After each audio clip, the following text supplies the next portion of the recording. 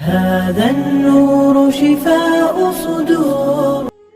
روز پسرکی خیلی خرد نماز میخواند، طاعت میکرد و مرد دید که پسرک نماز میخواند و دعا و گریه دارد. مرد به پسرک گفت: برای چی گریه میکنی؟ پسرک به او گفت: طاعت الله را میکنم.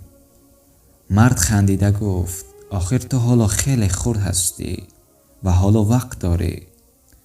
پسرک گفت: هر وقتا که مادرم خوراک میپزد، اول چوبهای خرد را در داخل آتش میپرتاید.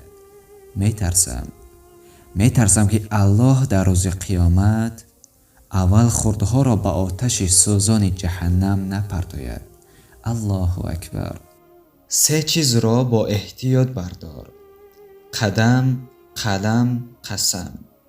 3 چیز را پاک نگه دار: جسم، لباس، خیال.